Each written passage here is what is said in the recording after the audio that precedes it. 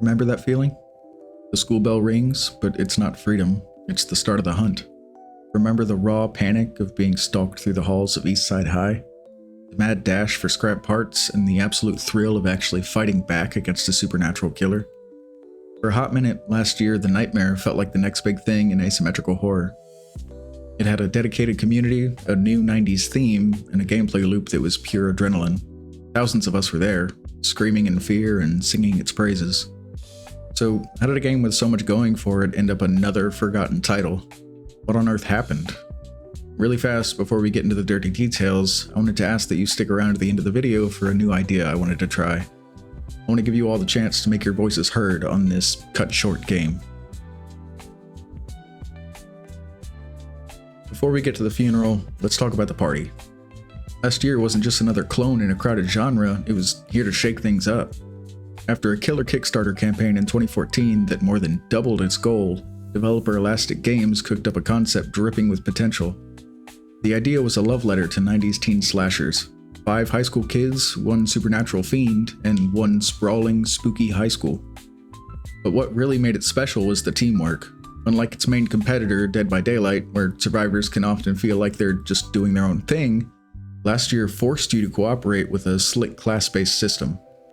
You had your assault to craft weapons, your technician for traps and objectives, a medic to patch everyone up, and a scout to track the killer. This wasn't just about holding a button on a generator, it was about coordinated defense and thrilling counterattacks. You and your friends weren't just prey, you were a squad. The killers, called fiends, were just as clever. Instead of always being on the map, the fiend had a predator mode. This let them go invisible, set traps, and even spawn in the middle of your group. It was a recipe for incredible jump scares and some serious psychological warfare. Solid graphics and a genuinely creepy vibe, last year launched with all the right ingredients to be a monster hit. But the honeymoon was short-lived. The first and maybe biggest mistake had nothing to do with the game itself, but where you had to play it. Last year launched on December 2018 as a 90-day exclusive on the Discord store. Remember the Discord store? Yeah, I'm not surprised, neither do most people. While Discord was the place for chatting, its storefront was a barren wasteland with a tiny fraction of Steam's user base. This decision strangled the game's player base before it even had a chance to breathe. The choice was catastrophic. Just a year later, Discord announced it was killing its game subscription service because almost nobody was using it.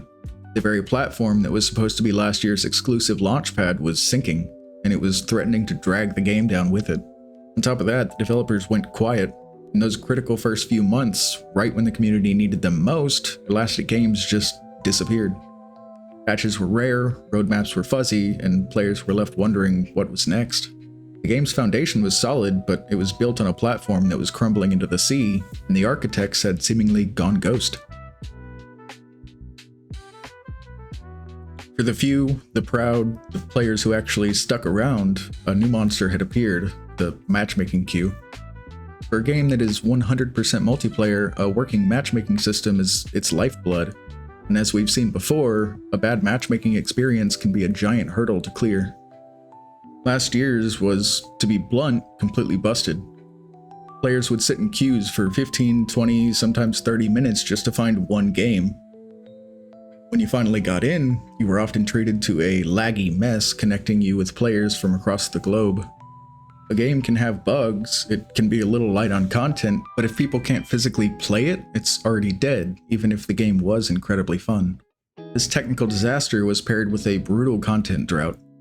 The game launched with only 3 maps and a few characters. While the core loop was a blast, it got old fast. I know these numbers are close to normal for a new ASIM game, but there was no progression system at launch, which meant no perks or unlocks or levels to gain, removing a key reason for players to stick around. As the player count tanked, the developer's silence became deafening, the once passionate subreddit and Discord servers filled with frustration. Players felt totally abandoned. The game was bleeding out, and the people who could stop the bleeding were nowhere to be found. There was one last glimmer of hope though, a full relaunch on Steam. In December 2019, the game was rebranded from Last Year the Nightmare to just Last Year. This new version, Chapter 1 After Dark, brought a new killer and survivor and promised a seasonal content plan.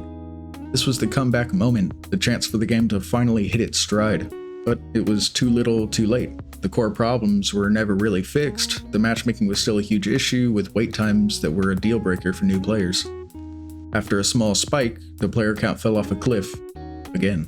The real death blow, however, happened behind the scenes. According to the developers, they were about to sign an 8-figure publishing deal right before the COVID-19 pandemic. This deal would have funded the game for years, including a console port. But when the pandemic hit, the publisher froze its international investments and the deal collapsed. Elastic Games was out of cash. This kicked off a vicious cycle. No money meant no fixes or content, which meant no new players, which meant, oh, you get the picture.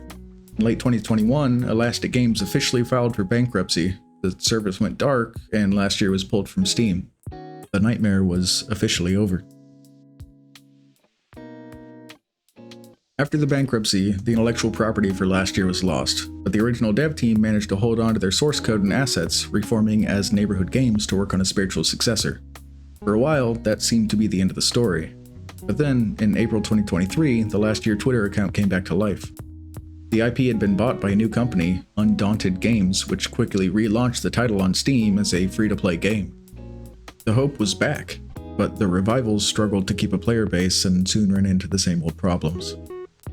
Incredibly, the story still isn't over. In early 2024, Undaunted Games announced the game would be relaunching again, this time as Forest Hills: The Last Year. This new version promised more content and a fresh creative team. After announcing a release for October 2024, the date was pushed back, with its current status on Steam simply listed as coming soon. It's the game that refuses to stay dead, passed from one owner to the next, with each one hoping they're the one who can finally break the curse. Last year, The Nightmare is one of the great what-if stories in gaming. It's a harsh lesson that a brilliant idea and a cool vibe just aren't enough. Without a stable foundation, a steady flow of content, and clear communication, even the most promising game can die on the vine. It wasn't killed by a lack of vision, but by a failure to execute. And yet, its spirit is so strong that multiple companies are still trying, years later, to bring it back from the grave. But now I want to know what you think. I want to make a follow-up video in a few weeks exploring the opinions of the top voted comments down below. Just type "vote" somewhere in your message if you want it to be considered. Was last year doomed from the start, or did it ever really have a shot? Will you be there for its next resurrection when that day finally comes? Let me know down in the comments, and I hope to see you all at Eastside High one day.